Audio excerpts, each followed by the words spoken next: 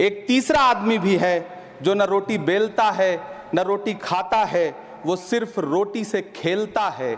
वो तीसरा आदमी कौन है? तुष्टीकरण बनाम संतुष्टीकरण का बजट। सभापति महोदय, सुनने में कितना अलंकारिक लगता है ये शब्द। सोच रहा हूं देश की वित्त मंत्री और प्रधानमंत्री जी से पूछूं कि आखिर किसकी संतुष्टि, अमूल का हो या फिर मदर डेयरी का हो, उसकी कीमत 73 रुपए लीटर है। इतना महंगा बेच करके कौन संतुष्ट हो रहा है?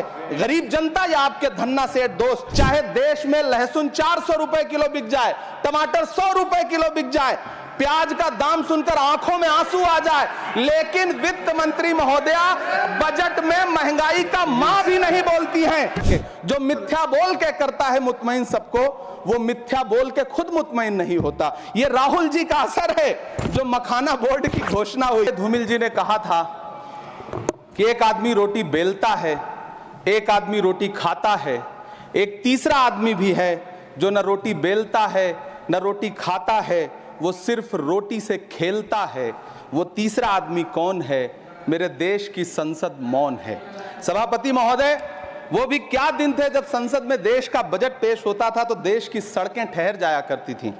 रेल बजट पेश होता था तो लोगों की उम्मीदें रेल के डिब्बों की तरह पटरियों पर दौड़ने लगती थीं। पूरा देश धड़कने रोक करके वित्त मंत्री और रेल मंत्री को सुना करता था। अफसोस, अब बजट पेश हो जाता है, मीडिया चैनल सरकार का महिमा मंडन करते हैं और बेचारी जनता बजट के आंकड़ों के शब्द जाल में उलझी हुई महीनों बाद समझ पाती है कि उसका तो फिर से कट गया। सभापति महोदय, पिछले 2 साल अमृतकालीन बजट पेश किए गए और इस बार एक नई शब्दावली गढ़ी गई है, तुष्टीकरण बनाम संतुष्टीकरण का बजट। सभापति महोदय, सुनने में कितना अलंकारिक लगता है ये शब्द। सोच रहा हूं देश की वित्त मंत्री और प्रधानमंत्री जी से पूछूं कि आखिर किसकी संतुष्टि? जिस बजट में मनरेगा के लिए 1 रुपए की बढ़ोतरी ना हो, वही पुराना 86,000 करोड़, जबकि पहले ही 9,754 करोड़ का घाटा हो, जिस मनरेगा से करोड़ों मजदूरों के घर में चूल्हा जलता हो, उस मनरेगा में काम करने वाले गरीब मजदूरों के लिए अगर आपके खजाने से 1 रुपया भी इजाफी नहीं निकल सका तो भला कौन संतुष्ट हुआ साहब? इस देश का गरीब मजदूर या आपके उद्योगपति दोस्त? वो जो महाराष्ट्र में लोकसभा और विधानसभा के बीच में 40 लाख मतदाता बढ़ाए गए थे, अरे उन्हीं के लिए मनरेगा का थोड़ा सा बजट बढ़ा देते। क्या उसमें मनरेगा का एक भी मजदूर नहीं था 40 लाख लोगों में? सारे के सारे 12 लाख की छूट वाले से आगे के लोग थे।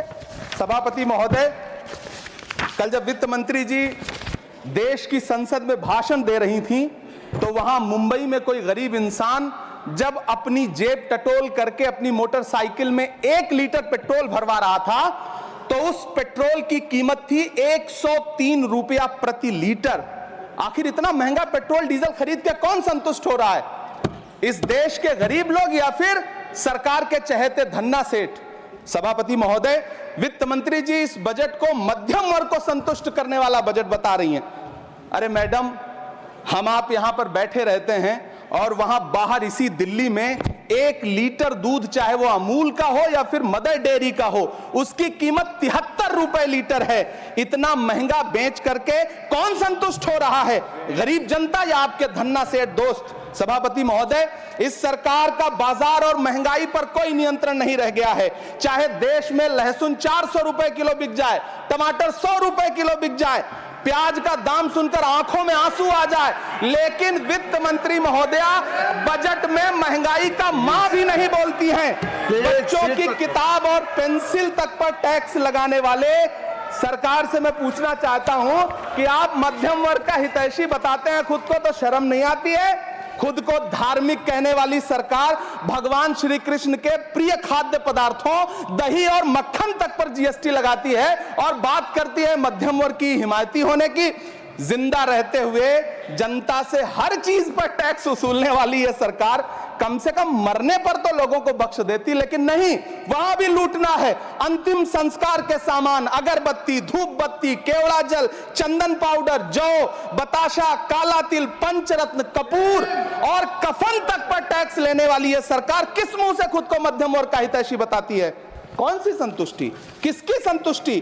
कदम कदम पर टैक्स देकर लुटने वाली जनता की, या फिर जनता से टैक्स वसूल करके धन्ना सेठों का खजाना भरने वाली सरकार की? किसकी संतुष्टि?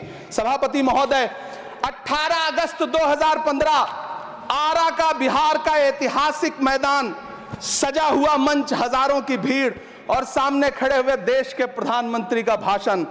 बिहार के भाइयों बहनों, आज मैं बिहार के लिए पैकेज की घोषणा कर रहा हूं। 50,000 करोड़ कर दूं कि ज्यादा कर दूं? अखिलेश भाई, 60,000 करोड़ कर दूं कि ज्यादा कर दूं? 70,000 करोड़ कर दूं कि ज्यादा कर दूं? 80,000 करोड़ कर दूं कि ज्यादा कर दूं? चलो, मैं बिहार को 1.25 लाख करोड़ का पैकेज दे रहा हूं। 10 साल हो गए सभापति महोदय, वही ढाक के 3 पात। बिहार आज भी विकास की बाट जोह रहा है। भाषण आज भी प्रधानमंत्री जी के यूट्यूब चैनल पर सुना जा सकता है। जो झूठ बोल के करता है मुतमईन सबको, वो झूठ बोल के खुद मुतमईन नहीं होता। सभापति महोदय, ये तो राहुल जी का असर है। कौन सा शब्द सर, कौन सा शब्द? झूठ। ठीक है सर, मिथ्या बोल करके, जो मिथ्या बोल के करता है मुतमईन सबको, वो मिथ्या बोल के खुद मुतमईन नहीं होता। ये राहुल जी का असर है। जो मखाना बोर्ड की घोषणा हुई, जो समय दिया